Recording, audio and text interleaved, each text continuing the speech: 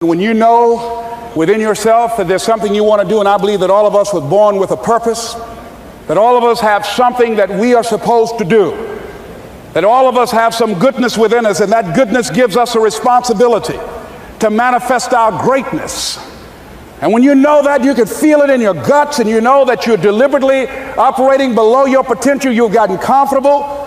You stop expanding, you stop stretching, you stop challenging yourself. Let me share something else with you. Not only is it possible for you to have your dream, but it's necessary.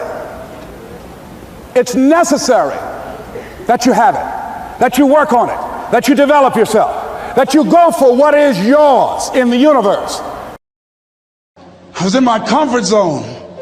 I was doing just enough to get by. I was working on a job. They paid me just enough to keep me from quitting, and I worked just hard enough to keep from getting fired.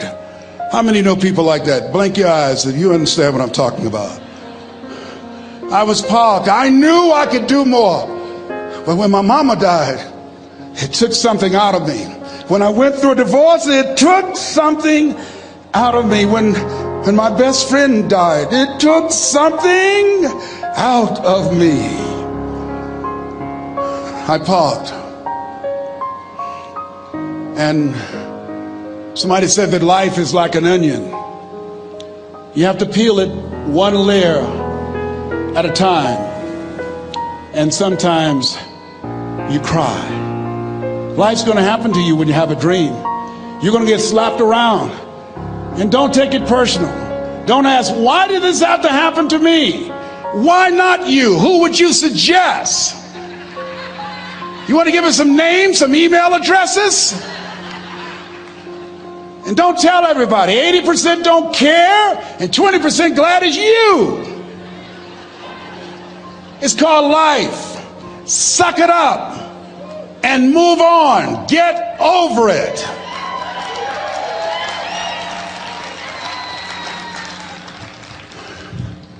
It happens to everybody. Here's the other thing: as you look at your goals and look at your dreams, when you're going through some stuff, repeat out to me, please. When things go wrong, don't go with them. Yes, write that down. When things go wrong, don't go with them. When you're working on a business deal, you're counting on some money. Someone said you will get the loan, and it falls through. You have an event, and the people that you thought would be there and support you, they don't come through. Or someone turns against you, or you get ripped off. It's going to happen to you. Happened to me. Someone stole all my products, my database, over 180,000 names and addresses. It's not personal. It's going to happen to everybody. It does. 8 out of 10 millionaires have been financially bankrupt. Walt Disney had he filed bankruptcy 7 times and had 2 nervous breakdowns. It's called life. But I got a saying: when life knocks you down, try and land on your back, because if you can look up, you can get up. You've got the power in you to do that. You've got something special. You've got comeback power. Here's the other thing. Let us say together, it's possible. It's necessary. It's me. Yes, write that down. It's me. Take ownership for your life. Nobody can live your dream for you but you. Nobody's going to take care of your business like you. Stop coming up with excuses. Don't give yourself permission to continue to live a small life. You can't fit a big dream into a small life. Give yourself permission to go for it, to test yourself, to challenge yourself, to live full. I like the saying, always strive to get on top in life, because it's the bottom that's overcrowded. The reason you're here is because there's something in you that says, I can do more. This just can't be it. There's something in you. There's a calling on your life. There's something in your heart that caused you to get dressed and spend the money to go to seminar after seminar and listen to message after message and speaker after speaker. Because there's something in you that tells you this is not it for you. You have not peaked here. There's more in you that you are expressing. Eye has not seen, ear has not heard, nor has entered the heart of mankind what's in store for you if you challenge yourself, if you persist and persevere. If you take ownership for your life. George Bernard Shaw said the people that make it in this life, they look around for the circumstances that they want, and if they can't find them, they create them. Create what you want. You have the power in you to do more than you can ever begin to imagine, to control your destiny, to make a difference in our children, to make a difference on the planet, to make an impact. Let us say together, it's me. And let us say together, it's hard. Say it like you know it. Say it's hard. Ladies and gentlemen, it's hard. There are people who have seen their retirements taken away from them by the corporations that they work for. They were within 2 or 3 years of retiring, and they had it taken from them. The number one entrepreneurs in this country now are senior citizens. The number one employer, number two, McDonald's and Walmart. And there's nothing wrong with those jobs. I guarantee you those people did not have a plan to end up living their lives at the end of life with those types of jobs. And they didn't have a plan like you have, and while you're investing in yourself, not to. And it's hard. There are people making choices between purchasing prescription drugs or paying for gas or a mortgage note. It's hard when you're working on a job for 20 years, 30 years, give them some good years, and then they come in and tell you, we've downsized. In other words, you're fired. And then you have to start all over again. How many of you know it's hard? Raise your hands, please. It's hard. And it's not fair. One of the things I like about T. Harv is he talks about work and investing in yourself. It's not fair when people are going up against that kind of stuff to tell them just think positive and be enthusiastic and everything will work out all right. Ain't that kind of party. It's hard. Life will put some knots on your head. I bought my first home for my mother. I was rushing, didn't know what I was doing, and I bought a home that had a lien against it. And they called me, Mr. Brown, yes, there's a lien against your property. We need $55,000 if you're going to stay there. Wait a minute, sir. I just bought this home. The guy told me there were no liens against it. I'm not the one that owe you the money. You should have checked that out, Mr. Brown. Come on. I called my attorney. We followed up. Yes, Les, there's a lien against the property. But he told me there were no liens. He lied, obviously. Oh, my God. He told me he wanted to help me because he admired the fact that I was buying this home for my mother and that he was adopted, and he identified with me. Les, he suckered you. He played you, man. So what? Well, would they take payment arrangements? What about $5,000 a month? They want all the money, Les. They want all the money, or you're going to have to get out. The house is going up for sheriff's sale. Do you have it? No, I don't have it. Can they give me some time? Tell them to give me 3 months, please. Give me 3 months. My mother's in her 70s, man. She has a bad heart.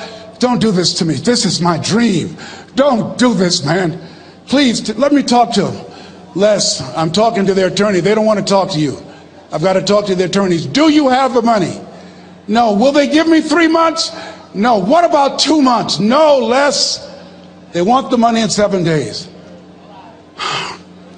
Oh, my God.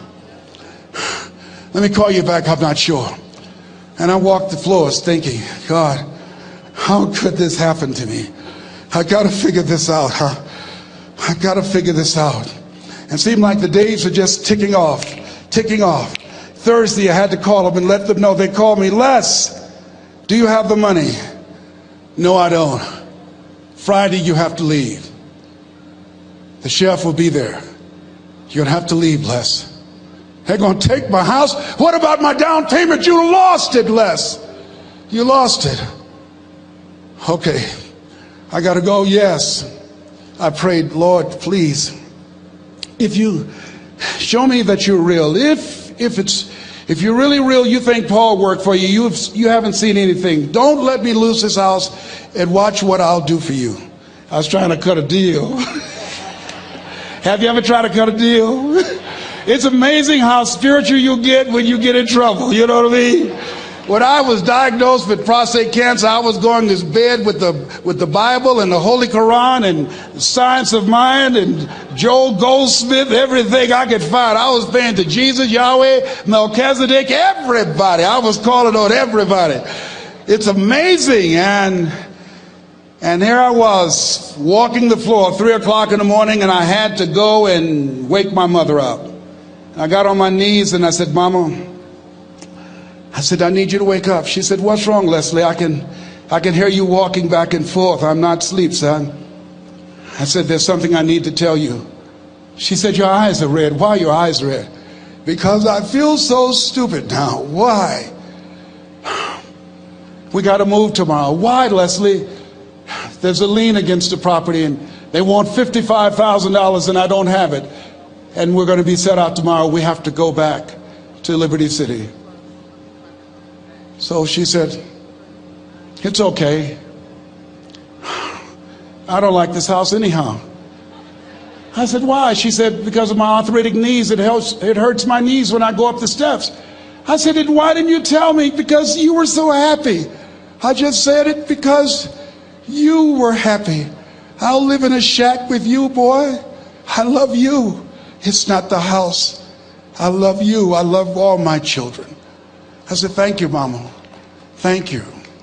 And the next day when we were in the truck going back to Liberty City and we pulled down 68th Terrace, the neighbors came out and said, wow, Mamie, y'all coming back? Are you back? Yes. What happened to the home your boy bought for you? Those boys you adopted. Leslie didn't do a title search. He made a mistake. And boy, I was so humiliated. How many ever made a mistake that you were just humiliated? Raise your hands. I was devastated. I was taking the furniture off the truck and my mother came and I was crying and she said, boy, I said, yes, ma'am. She said, hold your head up. I said, Mama, I can't. She said, hold your head up. I said, why? Look what I've done. She said, it's okay. It's okay. You are going to make a lot of mistakes in life, young man. You're going to fail your way to success. You have nothing to be ashamed of. Keep your head up and take that furniture back in the house. I said, yes, ma'am. And I learned something from that. If you ever go through something, hold your head up. If you ever make a mistake, hold your head up. If you ever do something that everything goes wrong, life catch you on the blind side, hold your head up. It's not over. Goethe said, that which does not kill you will make you stronger. Hold your head up. Shake someone's hand on your right and left and say, hold your head up.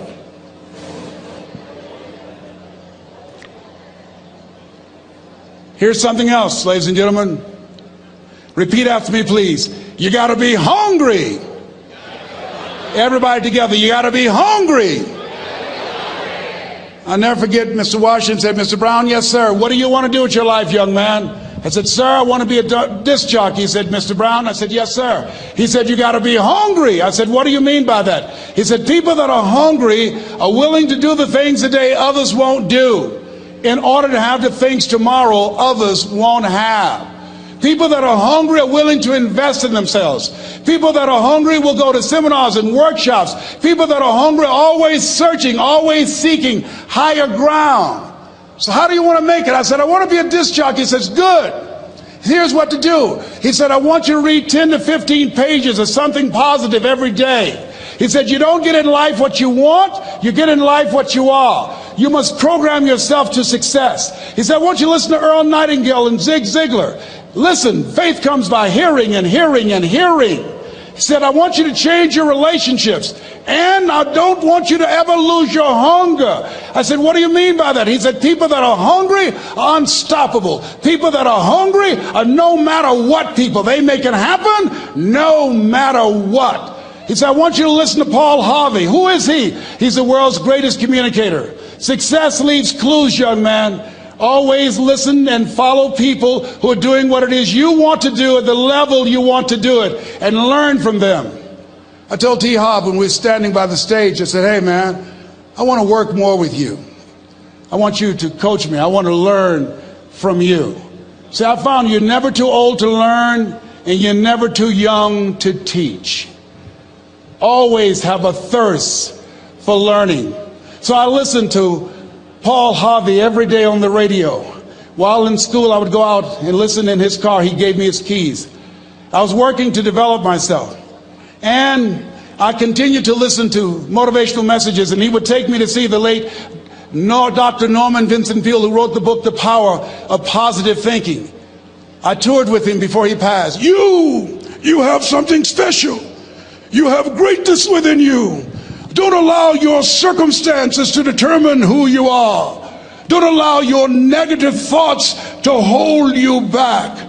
You have something special.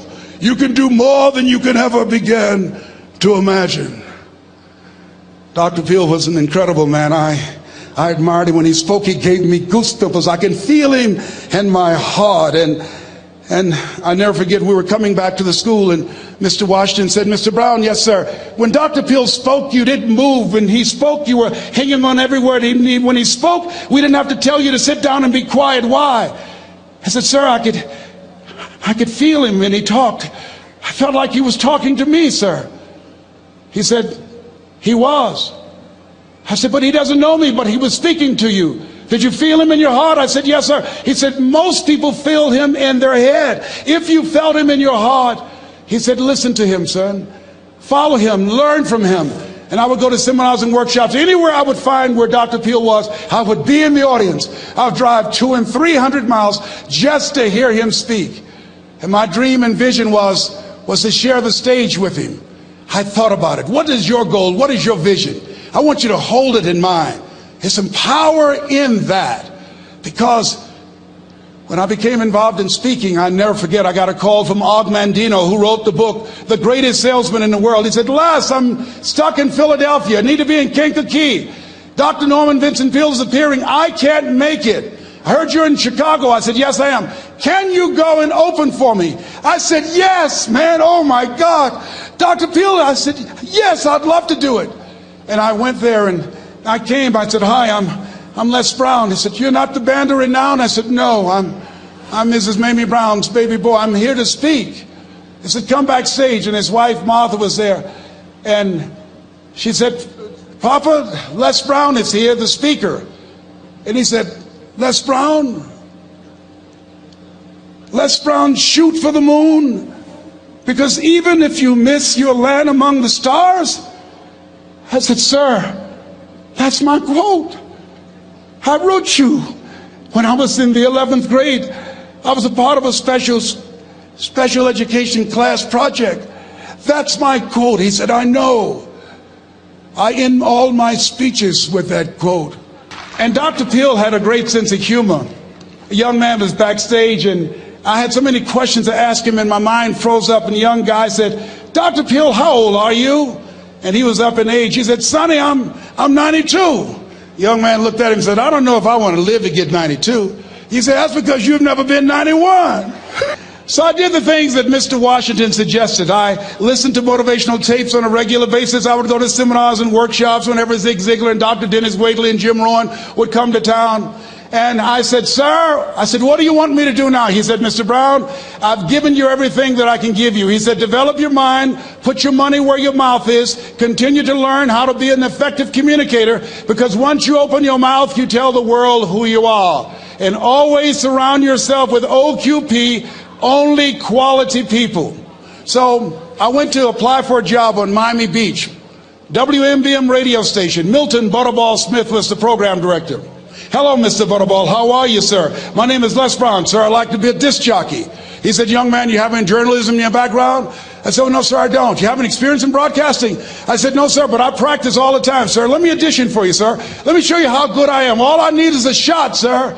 He says, no, we don't have any job for you. How many ever been rejected? Raise your hands, please. I was devastated. I went back and I told Mr. Washington, I said, Mr. Washington, they said no. He said, don't take it personally. Most people are so negative, they have to say no 7 times before they say yes. He said, you got to be hungry. Know your vitamin. Go back again. I said, yes, sir. Hello, Mr. Butterball. How are you, sir? My name is Les Brown, sir. I like to be a disc jockey. Young man, weren't you here yesterday? Yes, sir, I was. Didn't I tell you no yesterday? Yes, sir, you did. Then why are you back today? Well, sir, I didn't know whether or not somebody was laid off or somebody was fired, sir. Nobody was laid off or fired. Now, get on out of here. I came back the next day. Hello, Mr. Butterball. How are you, sir? My name is Les Brown, sir. I like to be a disc jockey. I know what your name is. Weren't you here the last 2 days?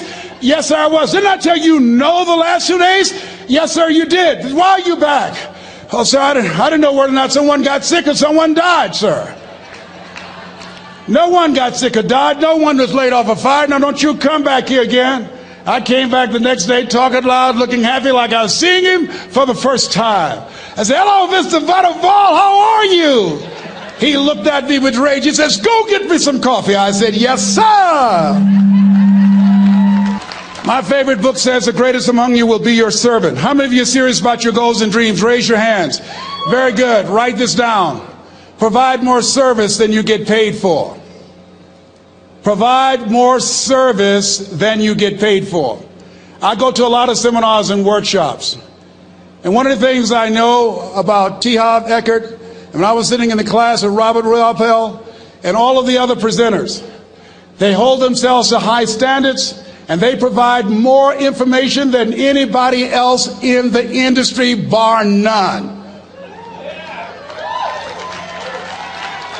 They hold nothing back because their commitment is for your success. And when you hold yourself to high standards, write this down, impact drives income. That's why you're here. Because the training, the seminars, been making a difference in your life. If they did not have impact, 200 or 300 people would be here, if that amount. Impact drives income. So I became the errand boy for the disc jockeys.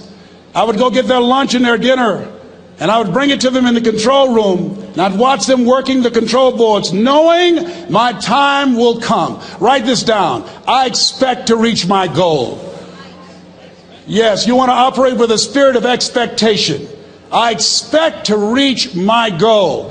So I started preparing for the next position. Never forget one quote that I heard. As you look at your life, you look at your goals and dreams. It's better to be prepared for an opportunity and not have one than to have an opportunity and not be prepared. If you expect to reach your goal, prepare yourself now. And so then pretty soon, the guys at the station, they begin to take a liking to me. Write this down. Build relationships. As you're aware, people deal with people that they know, like, and trust. And so they would say, Leslie, yes, sir. Come here, yes. Come outside. Who did this? Oh, your car? Yes. Who cleaned my car? I did, sir. I would wax their cars on the weekend, inside and out. How much do you charge? Oh, nothing, sir. I just wanted to help out. I was providing more service than I got paid for. I was building relationships. They said, whoa, look here. Donna Ross and the Supremes are coming to town. The Four Tops and the Temptations. Here are my car keys. Pick them up for me. Take them to the Fontainebleau Hotel on Miami Beach. I said, yes, sir. I would drive them all over Miami Beach in the big, long Cadillacs. I didn't have any driver's license, but I was driving like I had some. Then one day, it was a Saturday afternoon, a disc jockey by the name of Rockin' Roger was drinking while he was on the air. It was a Saturday afternoon, and I was the only one there. Rockin' Roger got so drunk, he could not complete the show. He started slurring his words. He's about to fall off the chair. And there I was, looking at him through the control room window, walking back and forth, young, ready, and hungry. I was saying, drink, Rock, drink. Drink, Rock. I'd have gone and get him some more if he'd asked me to. Then pretty soon the phone rang. It was the general manager, and I answered the phone. I said, hello? He said, young boy, this is Mr. Klein. I said, I know. He said, Rock can't finish his program. I said, I know. He said, would you call one of the other DJs in? I said, yes, sir. I said to myself, he must think I'm crazy. I called my mom and my girlfriend, Cassandra. I said, y'all come out on the front porch and turn up the radio. I'm about to come on the air.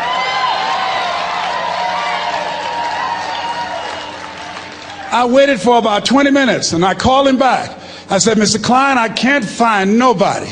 He said, young boy, you know how to work the controls? I said, yes, sir. He said, go in there and segue the record, but don't say nothing here. I said, yes, sir. I couldn't wait to get old Rock out of the way. I put on a fast record. I said, look out, this is me, LB Triple P. Les Brown, your platter playing papa. There were none before me, and there will be none after me. Therefore, that makes me the one and only. Young and single and love to mingle, certified, bona fide, indubitably qualified to bring you satisfaction and a whole lot of action. Look out, baby, I'm your love man. I was hungry. I was hungry. Get old man a round of applause. I was hungry. I was hungry. You got to be hungry. Shake someone's hand on your right and left all around you and say, you got to be hungry. You got to be hungry. To get those dreams out of your head and step into your greatness, you got to be hungry. To get those ideas, that talent, that gift out of your system, you got to be hungry. To get up off the canvas of life and understand what Willie Jolly meant, that a setback is a setup for a comeback. You got to be hungry. People that are hungry are willing to do the things today others won't do in order to have the things tomorrow others won't have. How many of you got value out of what you've heard thus far? Raise your hands, please. Very good. I'd like to leave this with you. I don't know what your goals are. I don't know what you want to do. Here's what I know about you. You have greatness within you. Here's what I know about you.